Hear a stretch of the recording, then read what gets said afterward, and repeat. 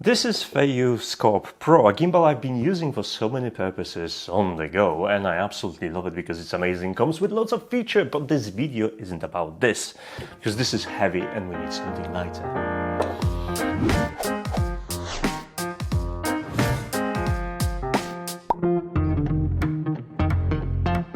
Hey guys, I'm going to start this video with a bit of an admission because I have two videos in a pipeline that are going to be released not quite soon, but soon enough, which were heavily shot on this little device, and the footage is quite awesome on it.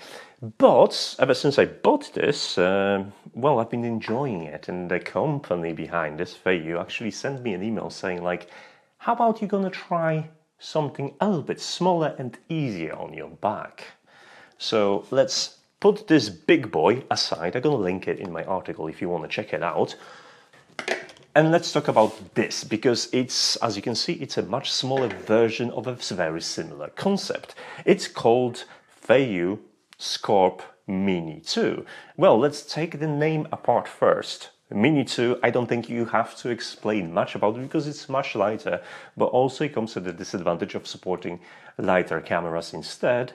Scorp bit because of that unique tail design, which is super handy. That's a pun because it's a handle. When I got this, I had a quick look at specification. It's a small form factor gimbal for your action cameras, for mobile phones, for mirrorless cameras or small DSLRs. And it falls within a similar specification to recently reviewed by me Hohem iSteady MT. Then both support the payload up to 1200 grams. You can do the calculations into American units if you want to, but that means you will be able to put something like the camera I'm using to make this video, which is Lumix S5 Mark I. So as a person that runs about with cameras, I'm here to tell you everything you need to know about this and how good of a stabilizer it is and why you should really consider stuff like that, especially if you're keen on making videos. You don't have to be a content creator. I actually enjoy taking stuff like that, especially in the mini versions, on holidays because you can create incredible memories.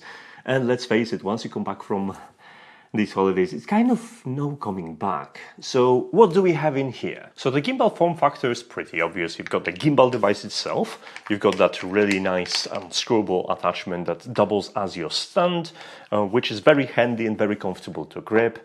You have that permanent handle. On the Pro series, that handle is detachable and you can use it from far away, which is super cool. But this one doesn't detaches. And you have a couple of adapters. So you get adapters for GoPros and similar cameras, which is like this, and a mobile clamp, which you can slot into a gimbal and start shooting on your mobile phone if you don't want to use the DSLR cameras. Now, from the interesting bits about this gimbal is that it has built-in AI face tracking, which is that little blue camera on the front in here. So you'll be able to use gesture recognitions to actually take control of the gimbal and somewhat the camera settings too. We're going to touch on that in a second. But overall, it's a really nicely made device. It has plenty of different custom functions and buttons that you can customize. Because it's so featured with all the controls, including touch screen controls, then you don't really need an app, which in turn also means that your functions aren't just limited to the phone use. You can apply those advanced settings to any camera that you have that may not possess computing power to work this way otherwise. It takes about 5 minutes to fully assemble this, and you don't need really any tools because everything has a quite smart system of lock nuts and hinges and everything that kind of fits in place, and the only thing that you really gonna need a Allen key is to mount the tripod adapter. Inside the box, well, in a separate box, they also gave me this little light, which is actually pretty cool. I like it. You can change the color of it and brightness, and it's magnetic, so you can attach it to the camera stand where it belongs by default. It's been designed for the for the phone stand, like here.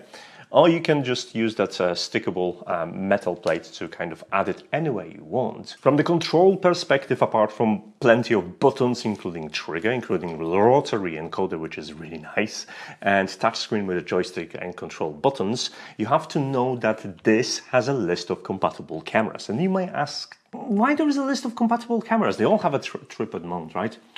The answer is this: included cables allow you to connect the gimbal to your camera and take over the operation. So on the control touch screen, you'll be able to access the basic functions of your camera depending on compatibility with the DSLR you've got. So you'll be able to control ISO, exposure, white balance, and focus. And you can assign those functions also to the, yes, you guessed it, rotary encoder. Now, if you don't have compatible device, you can still use the TRS mode to trigger your either picture taking or video shooting from the recording button in here, as long as you've got that small jack to connect and trigger your camera trigger remotely. It's ergonomic and very comfortable to use. However, there is one small complaint on my part. Since you can switch quickly over with this button, different axes you can control with this little encoder knob, I really would love to reach out with my thumb and kind of just, you know, touch it in there. It's just too short for those tiny little adjustments. Using a control knob rather than joystick is so much more precise, and by default you're gonna need a second hand if you want to do it this way, which may not always be available to you, especially if you're a solo shooter. I've mentioned that this has AI tracking, and my previous gimbal had AI tracking too. What AI tracking is basically a nice gesture-controlled way to recognize faces in front of the gimbal and enabling following on the cameras that wouldn't have it otherwise. Previously, I had mixed experience with Hohem AI tracking module, which was working okay when it comes to tracking a single person, but it was easily confused if there are multiple people are involved. So I gave it a go with this one, and tracking is very responsive, with gesture recognition being absolutely spot on. It's probably one of the fastest gesture recognitions to start or stop the AI tracking, to trigger the shutter, which you can do with the palm of your hand, or when you use the two hands like this, you can actually reposition where on the frame you are. And as I knew the pitfalls coming from Hohem, I wanted to try and confuse this gimbal and see if I can hide behind different people and confuse the gimbal itself. And I was super surprised because this works remarkably well. Even me passing behind another colleague at work did not confuse the gimbal, and the gimbal was tracking me as expected.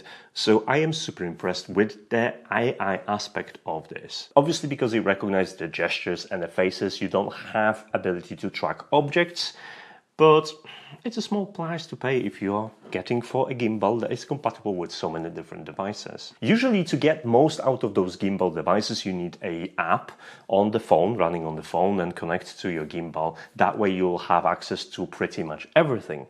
Not in this case. There is a Feiyu ON app, which you can use and connect to this gimbal and use it with your mobile too, but honestly, apart from firmware upgrades and access to object tracking, which you can use then with the app to track objects instead, everything is accessible from that little screen on the back, including special actions like programming the moves from side to side and actually selecting how long the transition is going to take and how long they should wait in certain points, which is super awesome to do without an app, because you can suddenly deploy any different cameras and use that with the presets.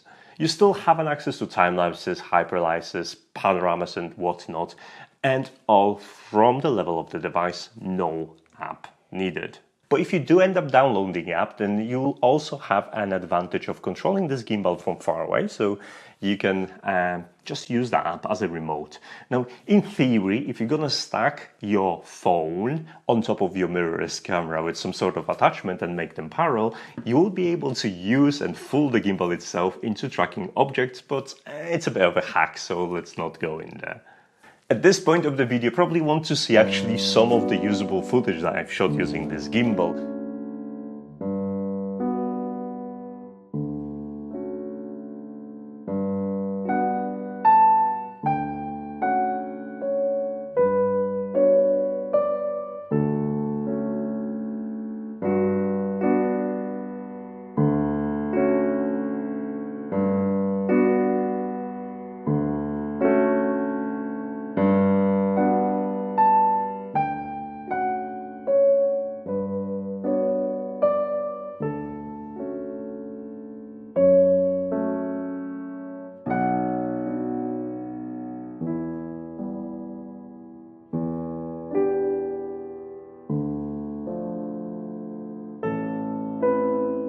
honestly, as long as you keep everything under that 1200 grams payload level, I don't see any problem. The footage is nicely stabilized. Even in a lock mode, when I was running about with different payload sizes, including a 1100 gram DSLR with a lens, it was just behaving as is expected. With gimbals like this, you'll have to learn a little bit more about their range of movements and in which way you have to position the camera so you won't limit yourself in terms where you're gonna end up with motors just stalling on you. So this is something that will come with experience. But to help you with that, gimbal comes with two things. First, you have an automatic calibration. So it's recommended that once you set everything up, you perform the calibrations of your stepper motors for the optimal performance.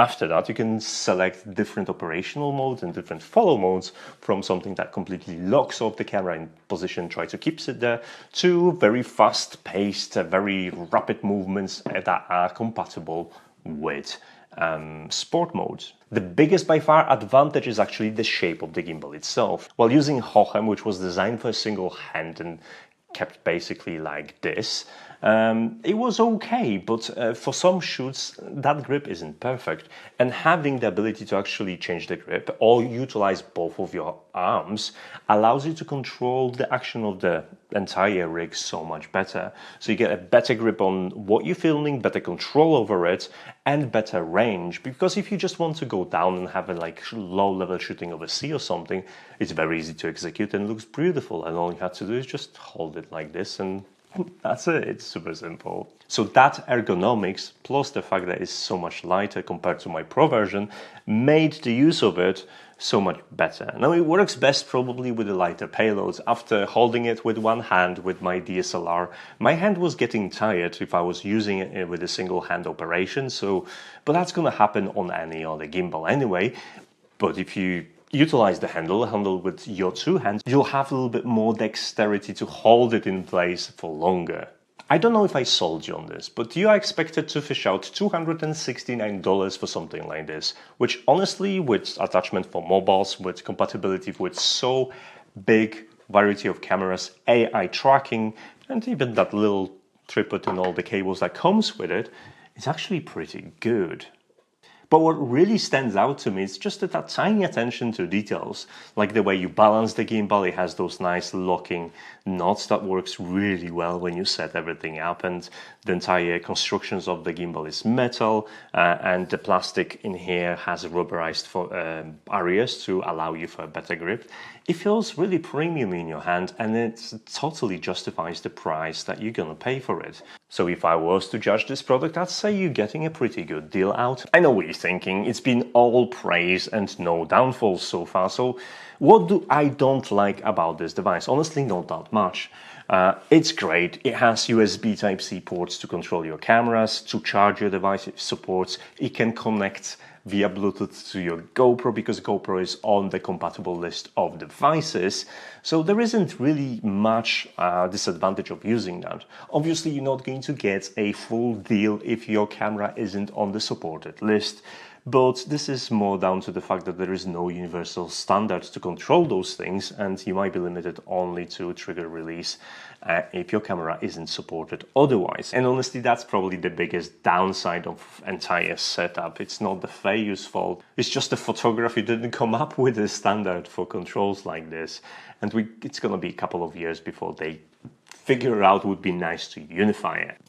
So guys, if you're looking for a pretty decent gimbal that was gonna cover your mobile phone, action cameras, small mirrorless and DSLRs in some cases, then Feiyu Scorp Mini 2 is pretty darn good. Head to the description of this video to check out the links, and you will find out more information about the Mini 2 and the Pro as well, so you can take a look. You know how YouTube works, I do not have a posting schedule, so if you want to know what's next, use YouTube tools provided. And there's a couple of social media links down below, so if you want to get in touch and start a conversation, this is the way to do it. I like everyone on social media following me, because what not to like? So big thanks for watching, and I'll see you in the next video. Take care. Bye.